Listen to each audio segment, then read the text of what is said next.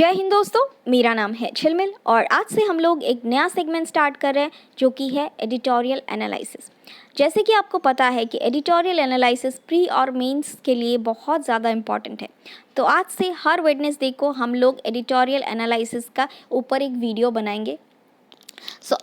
आज का हमारा सबसे पहला टॉपिक है वेब 3.0 के ऊपर। वेब 3.0 क्या है, इसके की फीचर्स क्या है, इसके प्रोज क्या है, कॉन्स क्या है और इंडिया के लिए किस तरह से हेल्पफुल होगा, बेनिफिशियल होगा, आज की वीडियो में हम डिटेल में डिस्कस करेंगे। So let's start. इंट्रो में हम लिखेंगे कि web 3.0 is the third iteration of the internet based on blockchain technology. Web 3.0 जो है it is solely based on blockchain technology. The goal of Web 3.0 is to create an intelligent, autonomous, connected and open internet. So जैसे कि ये blockchain technology से बनाया गया है तो इसमें एक सेंस ऑफ ट्रांसपेरेंसी है कंपेयर टू वेब 1.0 और वेब 2.0। यहाँ पे आप जो है between the developer and the users एक सेंस ऑफ ट्रांसपेरेंसी मेंटेन की जाएगी। Sorry. As we move towards Web 3.0, one major trend is expected to be decentralization. This is one of the key features of Web 3.0. Contrary to Web 1.0 or 2.0, Web 3.0 adopts an approach of decentralization.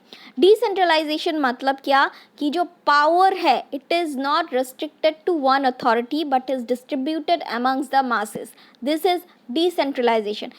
पहले की webs में क्या था कि web 1.0 और web 2.0 में क्या था कि पावर जो है it was restricted amongst a single authority, but web 3.0 में ये नहीं होगा। It will adopt an approach of decentralisation. अभी हम देखते हैं विस्तार में कि इसके की फीचर्स क्या क्या हैं। सबसे पहला फीचर तो मैंने बता दिया, दैट इज डिसेंट्रलाइजेशन। दूसरा फीचर है ब्लॉकचेन टेक्नोलॉजी, वो भी मैंने डिस्कस कर लिया कि it is based on blockchain technology.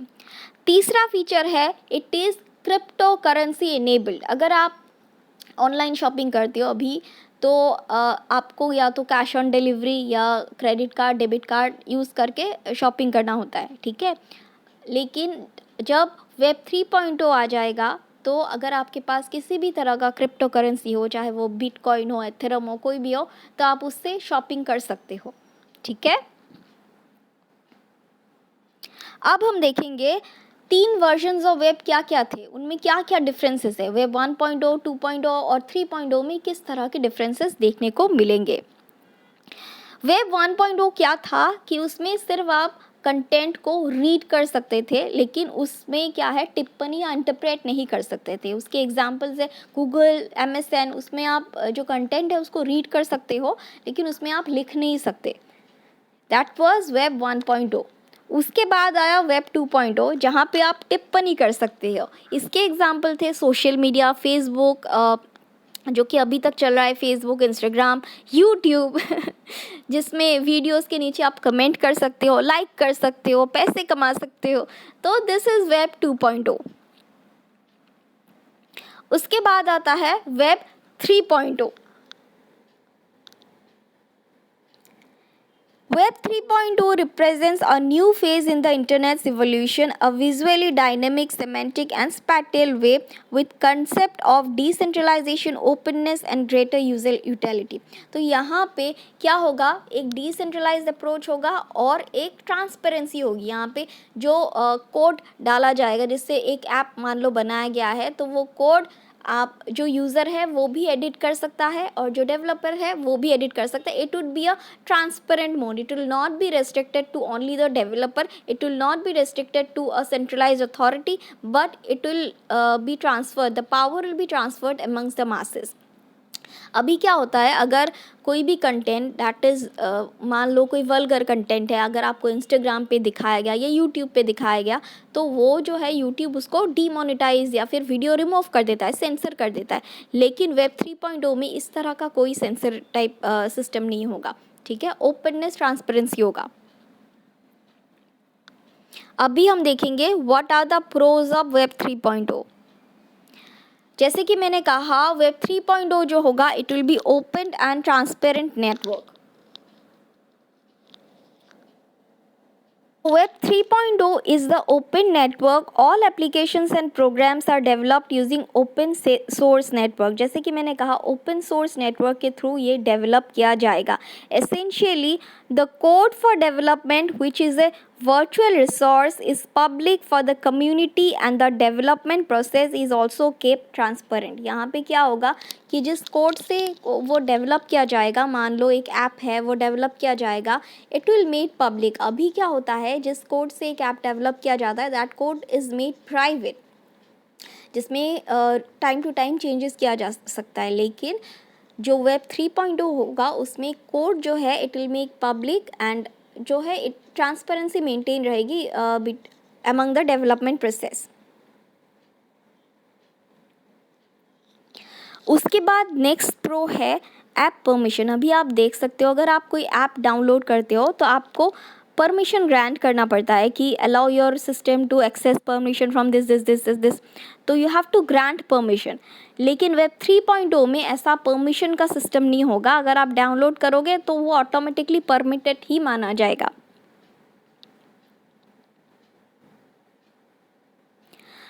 The centralized control over data by platform companies moves into the hands of the individual with Web 3.0 using smart protocols on blockchain that eliminate the need for third parties. जैसे कि आप एक app download करते हो तो third party permission दिया जाता है, लेकिन यहाँ पे परमिशन की ज़रूरत नहीं होगी because there will be a seamless ecosystem.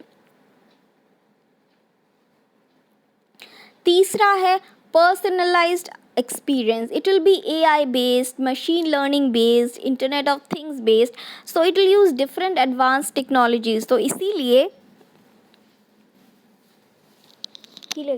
तो में एक पर्सनलाइज्ड अप्रोच होगा। वो मैं आपको कैसे समझाती हूँ। अभी अगर आप YouTube वगैरह देखते हो तो बीच में ना एक ऐड आ जाता है, क्या आपके टूथपेस्ट पे नमक है? आपको कोई इंटरेस्ट नहीं इस सारे ऐप नमक वाले टूथपेस्ट का ऐड देखने में, है ना। तो अनचाहा ऐड वगैरह पॉप अप होता रहता है।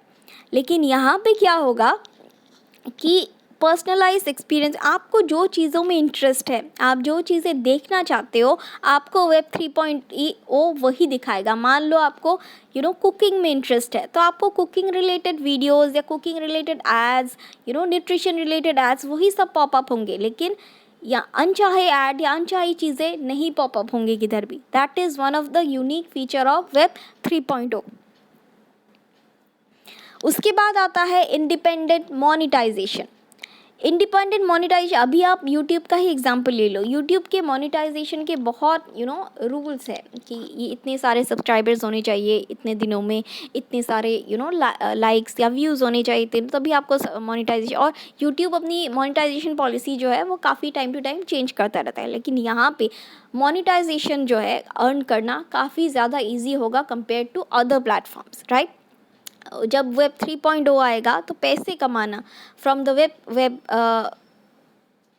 प्लेटफॉर्म्स बहुत ज़्यादा इजी होगा और रूल्स जो है वो काफ़ी ज़्यादा लीनियंट होंगे कंपेयर टू वेब 2.0। अभी हम देखेंगे इसके डिसएडवांटेजेस क्या है। सबसे पहला तो क्राइम रेट ज़्यादा होगा, साइबर क्राइम की केसेस ज़्यादा होगी क्योंकि ट्रांसपेरेंसी होगी, कोई फिल्टरेशन नहीं होगा, कोई सेंसर बोर्ड नहीं होगा। तो बट ऑब्वियस है crime rate, cyber crime rates जो है वो काफ़ी ज़्यादा हाई हो जाएंगे क्योंकि इसकी जो रेगुलेटिंग पावर है वो एक अथॉरिटी के पास नहीं होगी। तो इसी वजह से मल्टीपल अथॉरिटीज़ के पास होगी, तो किसको किसको अरेस्ट करोगे आप। तो इसकी वजह से साइबर क्राइम रेट जो है वो काफ़ी ज़्यादा हाई होने के चांसेस है। उसके बाद सेकंड डिसएडवांटेज है इसमें कोई सेंसरशिप नहीं होगा। जैसे कि मैंने कहा कि कोई चीज़ फ़िल्टर नहीं होगी। अगर आपको वल्गर कंटेंट डालना है, कुछ भी कंटेंट डालना है तो आप डाल सकते हो, कोई फिल्ट्रेशन कोई रेस्ट्रिक्शन नहीं, कहीं किधर भी डाल सकते हो, जिससे काफ़ी ज़्यादा बुरा प्रभाव पड़ने की संभावनाएं हैं।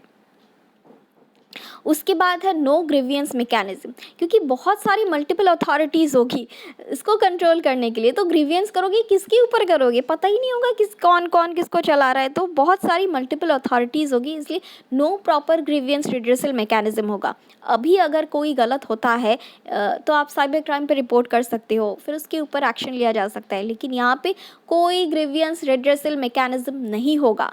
That could pose a great problem. अभी हम देखेंगे कि इंडिया ने इसको अपनाया किस तरह से है, इंडिया किस तरह से इसको अपनाएगा या नहीं। India has used technology in shaping its domestic socio-economic development. This technology has brought in greater inclusion and impactful social outcome. India ने काफ़ी सारी टेक्नोलॉजिकल एडवांसमेंट अपनाया है, चाहे वो कोविन वैक्सीन हो या फिर यूपीआई हो, जिससे आप एक चुटकी में ट्रांजैक्शन कर सकते हो, आपको कैश लेने की ज़रूरत नहीं है। कोविन वैक्सीन हो, जहाँ आप रजिस्टर करो और इंजेक्शन लगा लो। इस तरह से बहुत टेक्नोलॉजिकल एडवांसमेंट इंडिया ने बहुत हंसी खुशी अपनाए हैं, तो इंडिया इस चीज़ के लिए भी काफ़ी ज़्यादा एक्साइटेड है। In line, India can also leverage this early development stage of Web 3.0 by leading and playing the role of a catalyst. India जो है स्टार्टअप्स को इनकरेज करेगा to adopt this kind of thing, and by ये जो उसकी cons है उसको काफ़ी हद तक इसको मिनिमाइज़ करने की कोशिश करके एक कैटलिस्ट का रोल प्ले करके इंडिया इस चीज़ को अपनाने की पूरी कोशिश करेगा। सो ये है हमारी वीडियो का एंड। आज के लिए बस इतना ही, कल फिर मिलेंगे कुछ नए वीडियो के साथ। Thank you.